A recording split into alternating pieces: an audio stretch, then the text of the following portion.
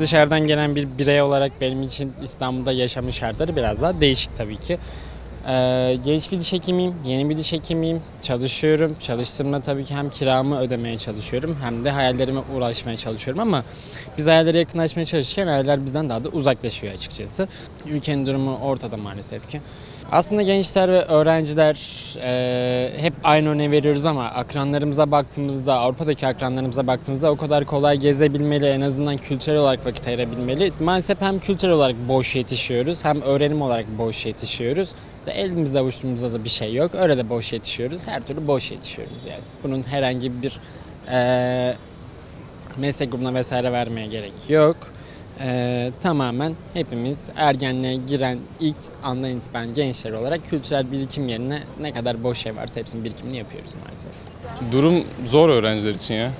Hani cidden istedikleri aktiviteleri yapamayan çok var. Benim arkadaşlarım da var birkaç tane. Ya ben de dahil daha doğrusu. Şu anki olan durum gibi yaşamamalıydı bence ekonomik açıdan. Daha rahat yaşaması gerektiğini düşünüyorum. Şu an ekonomi gerçekten dünyaya göre daha kötü bir durumda. Umarım düzeliriz diyeceğim. Bence dışarı çıkabilir. Dışarı çıktığında para derdi olmaması lazım. Bunun gibi şeyler yani. Dışarı bir kahve içmeye çıkıyoruz mesela. Onun bile hesabını yapıyoruz.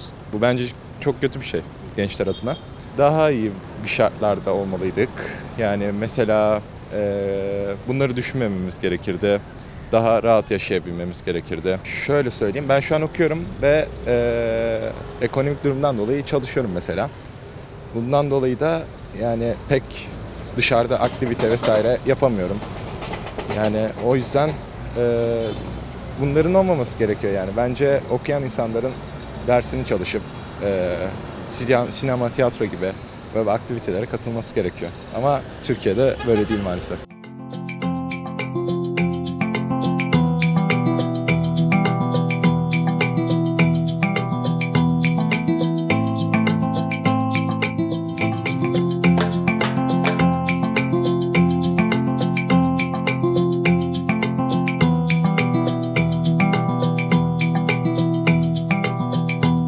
Her şey gittikçe çok pahalılaşıyor. Yani şurada bir yemek bile yiyemiyoruz yani. Her şey başlamış 200 liradan hamburgerler. Yani hiç güzel değil yani. Ben Almanya'da doğmuş büyümüş bir insan olarak bence istediğimizi yapıyor yani yapmamız gerekiyor. Kıyafet alımında özellikle yani bunun bir özellik veya bir lüks olmaması gerekiyor. Yani bir yere çıktığımız zaman bir yemek, bir içecek, bir kıyafet bunu rahat bir şekilde yapmamız gerekiyor cebimizi düşünmeden. Oradaki gençler çoğunlukla zaten her şeyi yapabildiği için yani çok fazla bir hevesleri olmuyor. Hani genellikle bir doğa gezileri, bir sağda solda bir gezme, çok bir para harcama, lüks hevesleri değiller. Hani bizde o daha çok var çünkü yapamadığımız için bence bu. Hani o yüzden daha çok geleceklerine, kendilerine önem verdikleri için hani daha iyi. Yani çok bir stresleri olmuyor. Dediğim gibi insanlara imkanları açsak, bazı şeyleri normalleştirirsek, lüksten çıkartsak insanlar daha çok şeyleri normal gördüğü için daha çok basitleşir yani. Bir insanı ne kadar saklarsak o kadar çok çıkmaya çalışır. Şöyle sosyal aktivitemiz çok fazla olmuyor. Örneğin ben şu anda öğrenciyim ama hayatımı idame etmem için çalışmam da gerekiyor. Hem çalışma hem okul ortamı çok zor oluyor. Ha diyeceksiniz ki devletin sağladığı burs imkanları oluyor. Burs yetmiyor. Onu da geçtim. Artık bursu kazanmak da çok zorlaştı. Hani biliyorsunuz not ortalamasıydı vesaire. Bir sürü faktör koyuyorlar önünüze. Bursu kazanmak için ders çalışmamız gerekiyor. Hayatı idame etmemiz için çalışmamız gerekiyor. Yani aynısını, yani iki başarıyı aynı anda sağlamak mümkün değil. O yüzden ya okuldan ya da sosyal aktiviteden feragat etmemiz gerekiyor. Genç olduğum için de okul daha cazip geliyor bana şu anda. Öyle çok zorlanıyorum açıkçası o konudan. Onun dışında kadın olarak da yani kendim kişisel ihtiyaçlarım, bakım vesaire yani bu tabii ki kadına özel değil ama zaten pahalılıktan bahsetmek bile istemiyorum. Onun dışında dediğim gibi yani iş yine çalışmaya çıkıyor. Yani bir türlü arasını tutturamıyoruz. Yani ailemden aldığımda çok zor. Yani şöyle maddi sıkıntıyı gözetmeksizin hani nasıl diyeyim yani bir sinemaya gidebileyim ya da bir kafeye oturabileyim. İşte rahatlıkla dersimi çalışabileyim. Şunu düşünmeyeyim mesela derse oturduğumda ya yarın acaba ne kadar harçlığım olacak ya da şöyle ya da böyle. Yani keşke bu tarz dertlerim olmasaydı diye düşünüyorum. Onu da maalesef Türkiye'de çözüm Şöyle aslında en büyük bence şu burs imkanlarıyla alakalı ben konuşmak istiyorum. Önümüzdeki şu not faktörü olayını bence kaldırmaları gerekiyor. Çünkü çalıştığım anda aynı anda okulda da çok başarılı olamam istedikleri. Örnek veriyorum 4 üzerinden 3 ortalama istiyorlar. Yani bu mümkün değil. Derse adapte olursam harçlığım bu sefer gidecek. O da çok zor. Yani o yüzden ya böyle %100 bir faktör aramadan öğrencidir, ihtiyacı olur gibisinden düşünerek bir yardım etmelerini isterdim yani bilmiyorum böyle bu şekilde. Yani ekonomik anlamda şu an gençler için tabii ki de bir sürü kısıtlı imkanlar var. Yani ben mesela şu an bir öğrenci olarak istediğim şeyleri gerçekleştiremiyorum. Bu araştırma olsun, gezmek olsun, tozmak olsun. O yüzden çoğu gencin de yurt dışı hayali var. Ve bu ülke açısından bence olumsuz bir şey. Çünkü tüm asıl bizim ülkemizde kalması gereken insanlar, bilim insanları yurt dışına gidiyor. Ve sonunda aslında ülkemizde daha alt kesim insanlar kalmaya başlayacak ve çoğu zamanda hizmet alamayacağız. Çoğu daha kötü bir hale gideceğini düşünüyorum ülkenin. Ama bu düzeltebilir tabii ki. Tabii ki düzelirse hepimiz kalmak isteriz. Yani burada bir şeyler başarmak isteriz.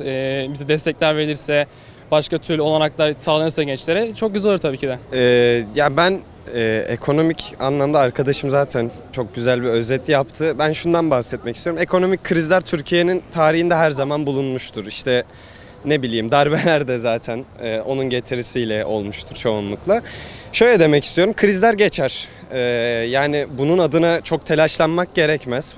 Doğru ekonomik politikalarla, doğru insanlarla, doğru politikacılarla elbette krizler geçer. Ancak ben sosyal çürümeye değinmek istiyorum. Yani toplumsal olarak gerçekten inanılmaz bir çöküşteyiz. Merhabalar, gülen yüzler, her biri gidiyor. Tabii bunlar ekonomik kötüleşmenin getirisiyle oluşan şeyler. Ancak engellenmesi gerekiyor acilen. İşte lüks olarak görülen şeyler var. Özellikle bizim için, öğrenciler için kahve içmek, sinemaya gitmek gibi basit şeyler var.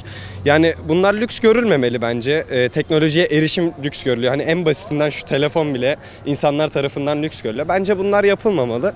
Ama dediğim gibi insanımız telaşa kapılmasın. Türkiye çok güzel bir ülke. Türkiye doğru insanlarla çok iyi yerlere gelebilecek bir ülke. Ekonomik krizde geçer. Bence insanlar kendini ahlaki ve vicdani olarak iyi bir birey olarak yetiştirmeye bakmalı. Sosyal dinamikler doğru tutulmalı diye düşünüyorum.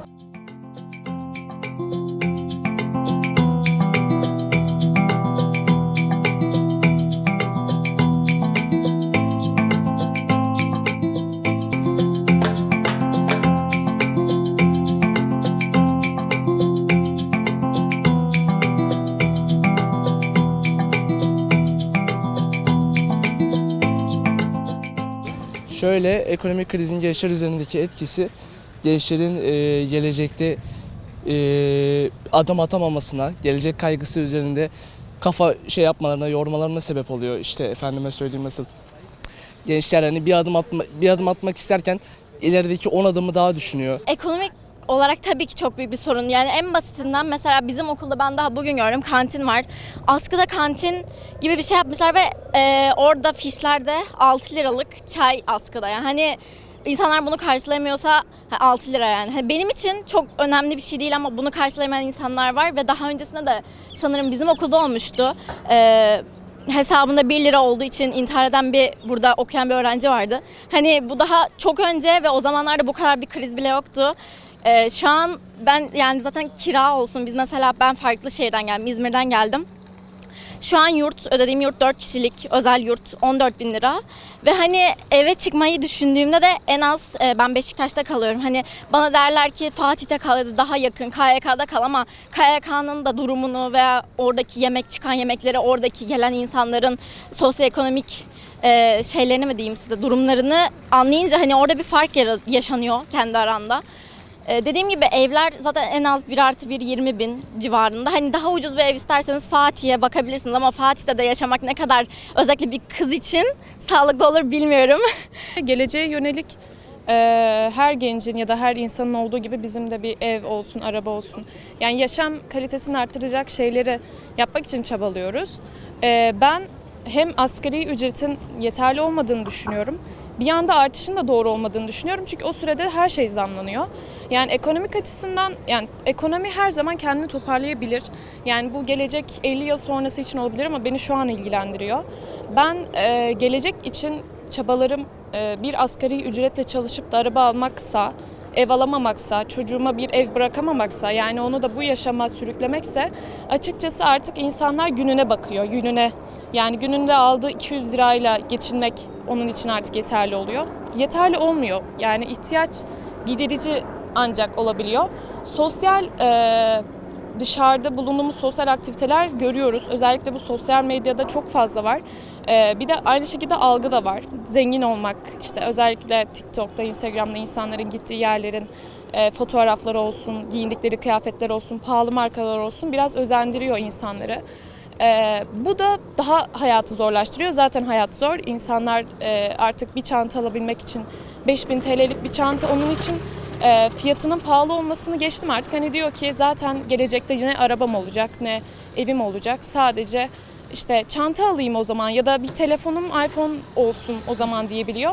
Bu da dediğim gibi gününe haftana bakan bir durum. Ben de böyle yaşam sürmek istemediğim için okuyoruz. Yani ben de o konuda bilerek, geleceğimi düşünerek bir emek harcadım YKS sürecinde. Benim yapmak istediğim etkinlik Türkiye'de değil. Ben öğrenci olarak hani yurt dışına gitmek istiyorum ve hani tüm dünyada özellikle Avrupa öğrencileri üniversiteyi, bunu Amerika'da da var. Yani gap year bırakıyorlar ve sadece geziyorlar yani. Hani Türkiye'de bunu yapmanın imkanı yok. Tabii ki çok varlıklı bir ailede değilsen. Hani yine paraları, biletler ödedin ama euronun durumu ya da doların durumuyla asla gidemezsin. Ya da atıyorum yeşil pasaportluysan gidersin. Vizen de yok, çok rahat gidersin ama hani parayı geçtim, vize sana asla vermiyorlar. Çünkü Türk vatandaşısın. Çünkü 3. sınıf muamele görüyorsun.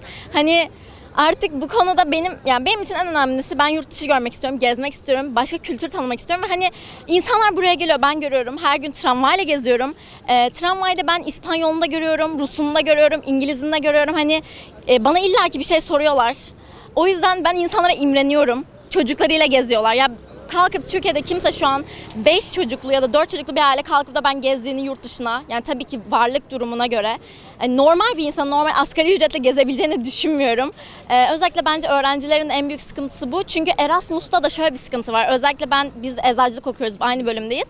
Mesela bizim okul 2 kişi gönderiyor. Yani benim bölümümden, eczacılıktan 2 kişi gönderiyor ve sadece bir kişinin hibesini ödüyor. Yani hani zaten 2 kişi çok az bir miktar. Hani sen bu insanların, çocukların vizyonunu açmak istiyorsan eğer, hani çünkü bizim okulumuz biraz kendisini bilime açık kapı, işte çok vizyon ötesi, çok böyle anlatıyor ama hani nasıl diyeyim, Erasmus'a eczacılık bizim bölüm 150 kişi Türkçe, eğer 2 kişi gönderiyorsan vizyonlu oluyor musun? Ya her alanda öncelikle yaşlılardan ziyade gençlere öncelik verilmesi gerektiğini düşünüyorum. Ama mevcut hükümet maalesef sırf oy için gençleri ihmal edip yaşlara öncelik veriyor. Tabii millet de son dersi verdi diye düşünüyorum ona. Belki daha ferah ve rahat bir Türkiye'de yaşayabilirdik ekonomik açıdan en azından. Öğrenciler bakımından da biliyorsunuz her şeyin fiyatları veya ekonomik bir şeyler, nasıl diyeyim size, pahalılıktan konusunda, hele para kazanma konusunda çoğu insan zaten iş konusunda pek çalışmak da istemiyor. Gençlerin de hakkı, yani öyle gençliğini çalışarak geçirmek istememesi çok normal. Yani biraz daha ferah ve ekonomik açıdan daha düşük bütçeli şeyler olabilir diye düşünüyorum yani. Yani öğrencilik bakımından dediğiniz gibi o bilet pahalılığı veya öğrencilere yapılmayan indirimler, öğrencilerin dışlanma yönünde şeyler konusunda haklısınız. Evet, onları biraz daha ön plana, öğrencileri en azından biraz daha ön plana alabilirler. Çözümü nasıl olur? Yeni şeyler deneyerek olabilir. Her konuda yani. Kişi veya başka şeyler, başka faaliyetler, yeni insanlar, yeni yöntemler denilebilir. Artık alım satın alma gücü düştüğü için insanlar pek bir kafasını hani boşaltabilecek aktivite yapamıyor. O yüzden de tek düze bir hayat. Bu da depresyona sürüklüyor. Bence artık yaşlılar değil de gençler yönetmeli ülkeyi. Bir değişim şart. Yani bu değişim olmadığı sürece hiçbir şey değişmeyecek ve biz ancak sonuçları konuşmaya devam edeceğiz. Bence artık çözümleri konuşmamız lazım. Türkiye'de beşeri sermaye yok. Bu beşeri sermaye de yani şimdi biz gençler olarak düzeltemeyiz. Bu beşeri sermayenin düzelmesi lazım ki bizim burada kalabilmemiz olanaklı olsun. Yani her şey çok pahalı. Hani artık herkes kartla yaşadığı için hani gidiyoruz ama ay sonunda geri dönüyor.